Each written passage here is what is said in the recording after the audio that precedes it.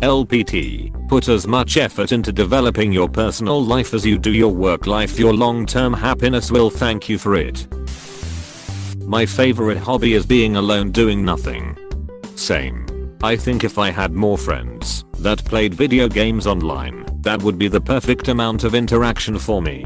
Unfortunately they don't, so I feel the need to meet up with them every few weeks/months. I do really like my friends, but at the same time I would probably enjoy them more if we were playing a game and voice chatting instead.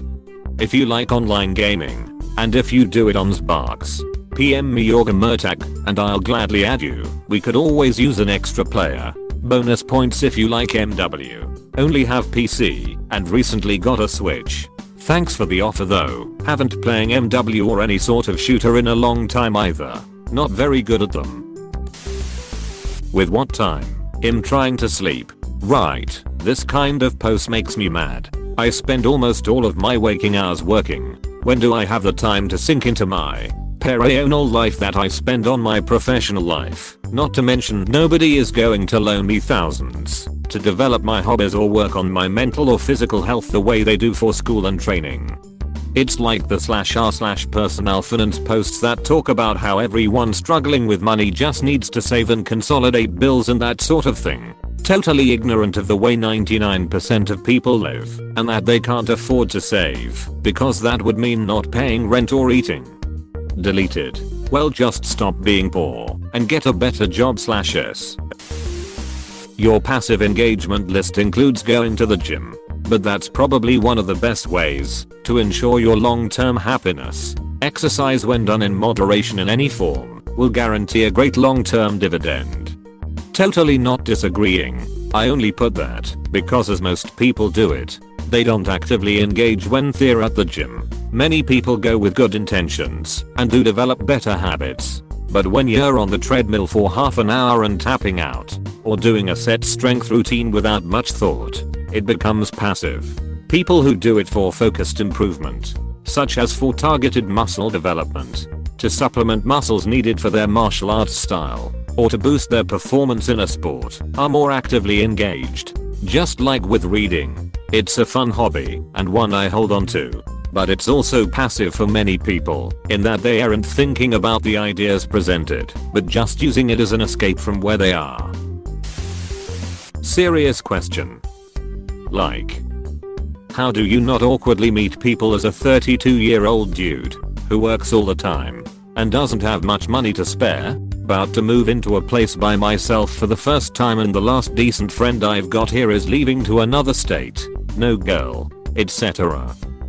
Like, I'm not freaking out about it, but I'm worried I'll become super isolated. I've got online friends I game with and talk to religiously, but you know, like, human contact is kinda nice too. To boot, I have a hard time letting people get to know me and talking about myself. Yeah. Would be super cool if someone with some experience had any good knowledge to impart. Kinda feel sad I have to ask this. But despite Reddit's flaws, I've never seen it tear someone apart for asking how to life better. Meetup.com. Awesome way to meet people, not a dating site. Please don't treat it like one. You'll just fuck it up for everyone. Go to make friends and learn new things. Good mods are creating fun events in every interest to attract people and build community.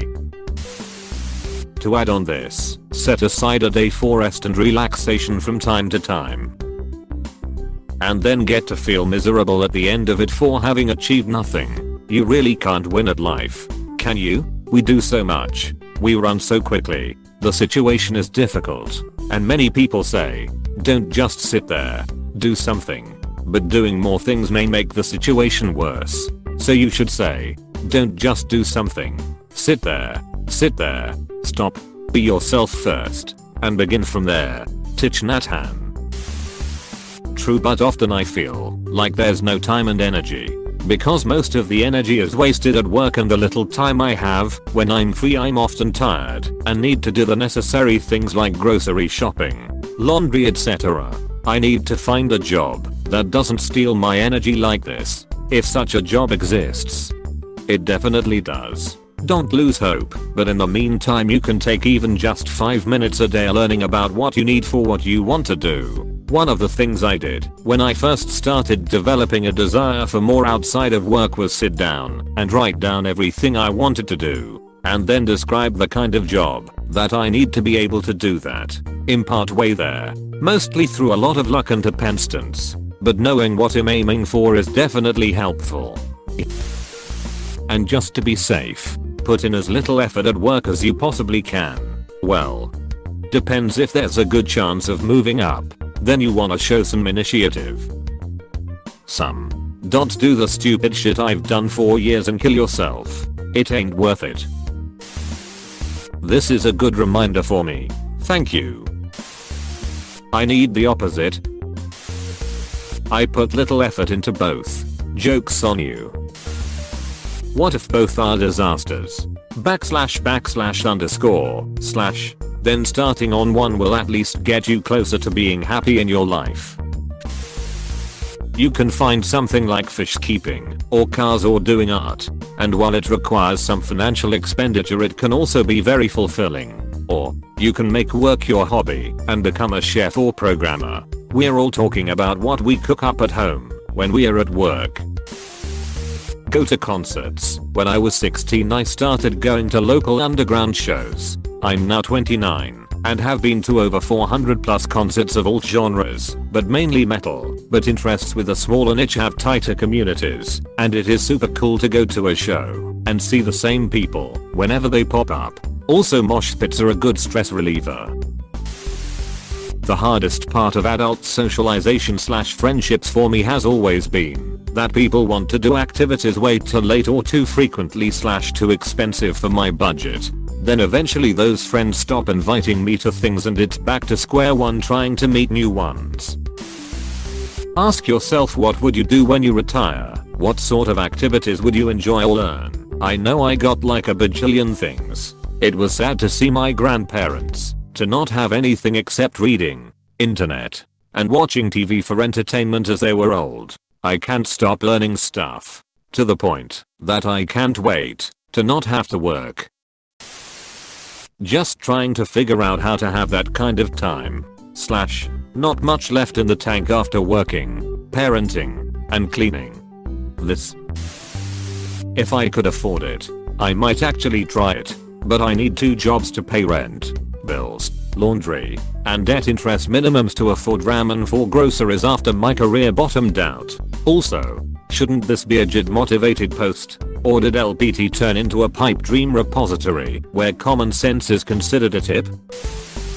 Also, put as much towards your retirement as either your future self will also thank you.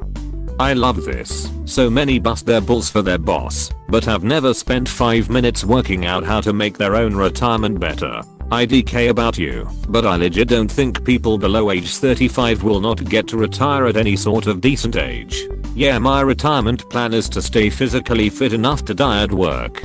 I'm saving for retirement, but I have no illusions it probably won't be until I'm 75, by which time I maybe have 5 years left or so anyway. Maybe it's because you're more likely to do the things you enjoy without encouragement, while the things you kind of need to know are less fun and require structure to learn. Also, as you grow up your hobbies and interests change. I don't even understand how to do this. What does putting effort into developing your social circle even mean? Holding friend tryouts?